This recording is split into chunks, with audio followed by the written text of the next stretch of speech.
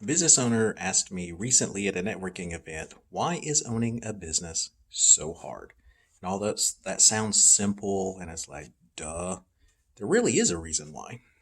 It's because the simple answer, and then I'll explain, it's because we don't know what we don't know, even when we know. Tongue twister, I know. But let me explain. For instance, let's just use an athlete. There are some athletes in the beginning phases and the stages of learning a sport as their youth, and they don't know what they don't know. So we have coaches. We have, let's say, football. We have linebacker coaches, quarterback coaches, offensive coaches, defensive coaches, etc., etc. You name it. We're teaching the game as a coach to those that are looking to learn because we don't know what we don't know.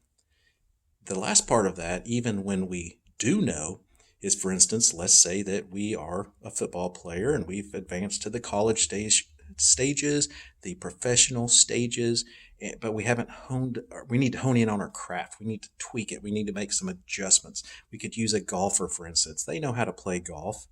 They know how to be on the tee box, hit it into the fairway, onto the green, and putt it in.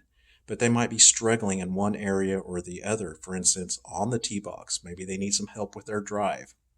Maybe they need some help with their short game. So they find a guide or a mentor that specializes in those areas of golf or football. If you're a quarterback, running back, you can use it in all applications. But a lot of people can relate to sports because that's the most popular industry that has coaches. It's the same with business. We don't know what we don't know. So as a beginner, as a solopreneur, as a startup, we don't know.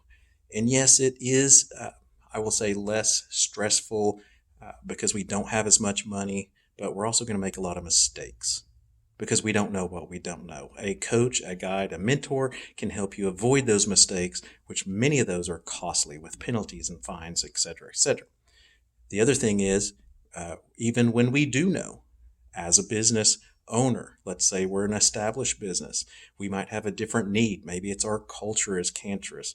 Maybe we're having problems with our leadership team or our financials, or we want to scale and we've read all these books and we don't know how. So to answer the question, we don't know what we don't know, even when we know.